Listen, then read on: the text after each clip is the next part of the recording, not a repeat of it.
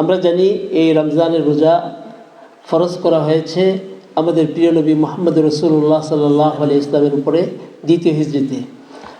এই রমজানের রোজা রাসূল করিম সাল্লাল্লাহু আলাইহি ইসলামের পূর্বে অন্যান্য নবী রাসূলদের উপরেও বিভিন্নভাবে এই রোজা ফরজ ছিল।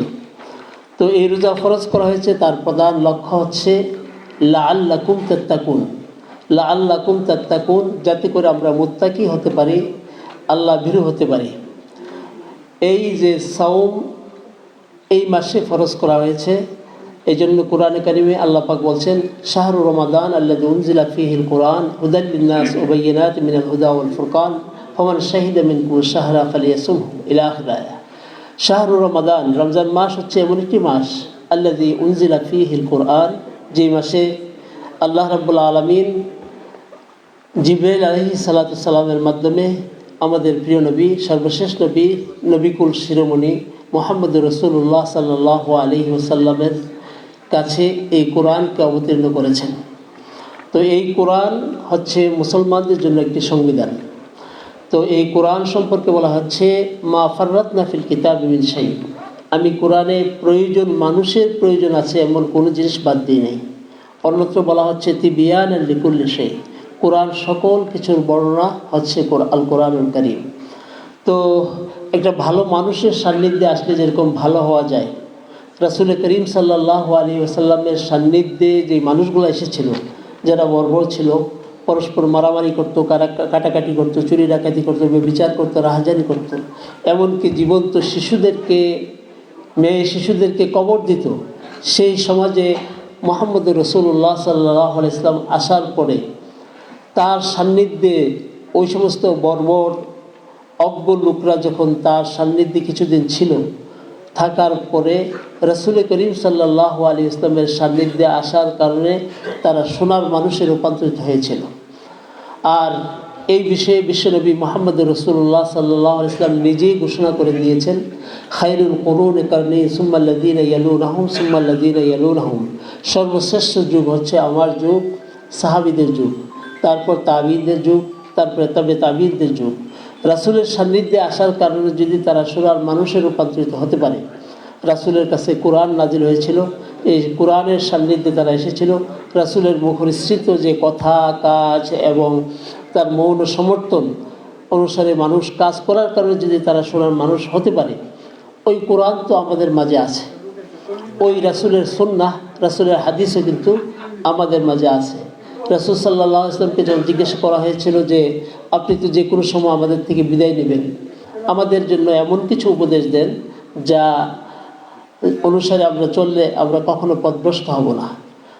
তখন রাসূল করিম সাল্লাল্লাহু আলাইহি ওয়াসাল্লাম বলেছিলেন, তারাকতু ফীকুম আমরাইন মা ইন তামাসসাকতুম বিহিমা লান তাদিল্লু, কিতাবুল্লাহ সুন্নাতু রাসূলিহি আও কামা ক্বাল আলাইহিস সালাতু সালাম। হে দুনিয়ার মানুষ, আমি তোমাদের জন্য দুটি জিনিস রেখে যাচ্ছি, ওই দুটি জিনিস যদি তোমরা ভালোভাবে আঁকড়ে ধরো তাহলে তোমরা কখনো পথভ্রষ্ট হবে না। তার একটি হচ্ছে আল কোরআনুল কারীম, আরেকটি হচ্ছে রাসূল করিম সাল্লাল্লাহু আলাইহি ওয়াসাল্লামের সুন্নাহ। রাসূল সাল্লাল্লাহু আলাইহি ওয়াসাল্লামের সুন্নাহ এবং হাদিসের মধ্যে একটু পার্থক্য আছে। সুন্নাহ হচ্ছে রাসূল সাল্লাল্লাহু আলাইহি ওয়াসাল্লামের জীবনের সকল কাজ, সকল কিছুকে মিলে হচ্ছে সুন্নাহ। আর হাদিস বলতে আমরা বলে থাকি রাসূল সাল্লাল্লাহু আলাইহি ওয়াসাল্লামের কথা, কাজ এবং মৌন সমর্থনকে। তো রাসূল করিম সাল্লাল্লাহু আলাইহি ওয়াসাল্লামের ঘরে বসেই ট্রেড করতে চান? তাহলে আমরা দিচ্ছি তার বেস্ট সলিউশন। মার্কেটের সব প্রয়োজনীয় তথ্য জানা থাকলে বিনিয়োগের যাত্রা হয়ে ওঠে আরো সহজ। তাই আপনার সফলতার সম্ভাবনাকে কাজে লাগাতে ডাউনলোড করুন দেশের নাম্বার 1 ট্রেডিং অ্যাপ গিফটি ফাস্ট। উপরে নাজিলকৃত আল কোরআন আমাদের মাঝে আছে। রাসূলের উপরে যে রাসূল সাল্লাল্লাহু আলাইহি ওয়াসাল্লাম যে সমস্ত কথা, কাজ এবং মৌন সমর্থন দিয়ে গেছেন, সব কিছু কিন্তু আমাদের কাছে আছে। বুখারী, মুসলিম, তিরমিজি, নাসাঈ, ইবনে মাজাহ, আবু দাউদ, মুওয়াত্তা ইমাম মালিক, মিশকাতুল মাসাবিহ, রিয়াদুস সালিহিন, এই সমস্ত হাদিসের গ্রন্থ দেখলে আমরা রাসূল সাল্লাল্লাহু আলাইহি ওয়াসাল্লাম দিনের বেলা যা কিছু করেছেন, রাতের আধারে যা কিছু করেছেন, সকল কিছুর বর্ণনা কিন্তু রাসূলের সুন্নাহর মধ্যে, রাসূলের হাদিসের মধ্যে আমরা পাই।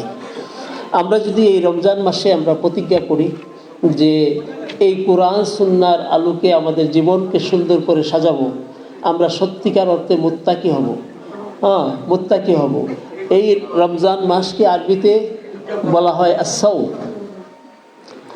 আস-সাওম শব্দের অর্থ হচ্ছে আল ইমসাক আনিল আকলি ওয়া শুরবি ওয়া বিয়াল, মানে পানাহার এবং স্ত্রী সহবাস থেকে বিরত থাকার নাম হচ্ছে সাওম। আবার কেউ কেউ বলছে যে এই তিনটি ছাড়াও এমন কোনো কাজ, যেই কাজগুলো যদি আমরা করি যার মাধ্যমে রমজানের রোজা নষ্ট হয়ে যায়, সকল ধরনের অন্যায় অপকর্ম থেকে বিরত থাকার নাম হচ্ছে সাওম। তো এই সাওম আমাদের মাঝে আসছে, আবার হঠাৎ করে দেখব এই রমজান চলে যাচ্ছে, রহমত, মাগফিরাত এবং নাজাতের সওগাত নিয়ে আসছে। এই মাসে আল্লাহর পক্ষ থেকে রহমতের বাড়ি দ্বারা নাজির হতে থাকে।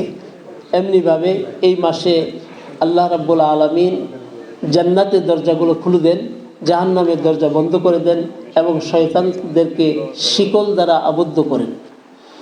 এই রমজান মাস রমাদা, রা মিম দাল থেকে তার উৎপত্তি হচ্ছে রমাদান। রমদুন শব্দের অর্থ হচ্ছে জ্বালিয়ে পুড়িয়ে ছারখার করে দেওয়া। মূলত এই রমজান মাস প্রথম যখন রাসূল করিম সাল্লাল্লাহু আলাইহি ওয়াসাল্লামের উপরে ফরজ হয়েছিল, তখন ওই সময়টা ছিল অত্যন্ত গ্রীষ্মকাল। ওই গ্রীষ্মকালে যারা আপনারা এখনও সৌদি আরব বা আরব দেশে গিয়েছেন, দেখবেন যে সেখানকার গরমের উত্তাপ, রৌদ্রের প্রখরতা কত বেশি। তো ওই সময় রৌদ্রের প্রখরতা অনেক বেশি থাকার কারণে, যেহেতু ওটার সাথে সম্পৃক্ত করে বলা হচ্ছে রমজান হচ্ছে জ্বালিয়ে দেওয়া, পুড়িয়ে দেওয়া, ছারখার করে দেওয়া। এই রমজান মাসের রোজা রাখলে আল্লাহ রাব্বুল আলামিন, সত্যিকারের রোজা রাখলে তার বিনিময়ে তার সকল গুনাহ খাতা মাফ করে দেবেন।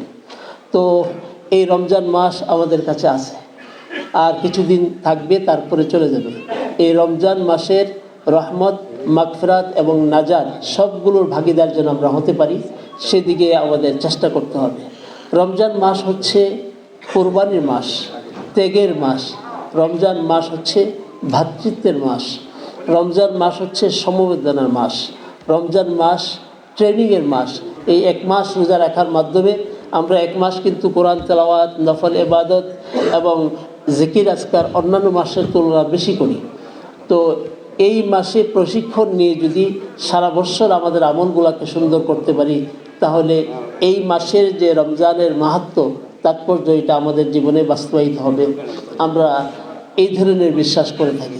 তো এই রমজান মাসে যেমন রোজার মাস, এই রমজান মাসে কিন্তু মুসলমানদের যে বড় বড় যে বিজয়গুলো, তারা রোজা রেখে, মানে আমাদের মতো অলস হয়ে সারাদিন ঘুমাতেন এবং রাত্রে সারাদিন ঘুমিয়ে সেহরি খেয়ে আবার শুয়ে পড়তেন, এমন করতেন না। এই রমজান মাসেই কিন্তু সাহাবায়ে কেরাম বড় বড় যুদ্ধে তারা বিজয়ী হয়েছিলেন। বদরের যুদ্ধের কথা আমরা জানি, 17 রমজান অনুষ্ঠিত হয়েছিল। তো এই জন্যে আমাদেরকে রমজান মাসটাকে যদি আমরা মনে করি এই মাসটা প্রশিক্ষণের মাস, আমরা অন্যান্য সময় যাই করি বা না করি, এই মাসে যদি আমরা একটা প্ল্যান করে যে এই মাসে এতটুকু কোরআন শরীফ এমনি তেলাওয়াত করবো, পুরো কোরআন শরীফ তেলাওয়াত করার মধ্যে কিন্তু সওয়াব আছে, কিন্তু তার সাথে যদি আমরা অর্থটা বুঝে পড়ি এবং তার সাথে সাথে কিছু হাদিস পড়ি, তার সাথে সাথে কিছু ইসলামী সাহিত্য পড়ে আমাদের জ্ঞান ভাণ্ডারকে যদি সমৃদ্ধ করার চিন্তা ভাবনা করি, তাহলে কিন্তু আমাদের রমজান মাসের রমজানটা আমাদের জন্য সফল হবে। কোরআন নাজিল করেছেন আল্লাহ পাক এই রমজান মাসের মধ্যে, এই কোরআনের সাথে এই রমজান মাসে কোরআন নাজিল হওয়ার কারণে কিন্তু এই রমজান মাসের মর্যাদা অন্যান্য মাসের চেয়ে বেশি। এমনি মাস হিসাবে 12 মাস কিন্তু সমান, কিন্তু রমজানের মাসে কোরআন নাজিল হয়েছে, এই জন্য রমজান মাসের মর্যাদা বেশি। আমরা যদি এই কোরআনের সাথে সম্পৃক্ত হই, কোরআন অনুসারে আমাদের জীবন পরিচালনা করি, তাহলে আমাদের জীবনটা সুন্দর হবে, আমরা ভালো মানুষে রূপান্তরিত হতে পারবো। আল্লাহ পাক আমাদের সকলকে যেন কোরআন সুন্নাহ আলোকে আমাদের জীবনকে সাজাতে পারি। আমরা পূর্বে এই ধরনের সুন্দর অনুষ্ঠানে আমরা একত্রিত হতে পারি নাই। অনেক বিপত্তি ছিল। আল্লাহ রাব্বুল আলামিনের অশেষ মেহেরবানিতে পরিবর্তিত নতুন অবস্থায় আমাদের নতুন বাংলাদেশে আমরা এখানে একত্রিত হয়েছি। আল্লাহ রাব্বুল আলামিন যেন আল্লাহর এই জমিনে আল্লাহর দ্বীন প্রতিষ্ঠা সুযোগ যেন করে দেন, সেই দোয়া আল্লাহ রাব্বুল আলামিনের কাছে করছি।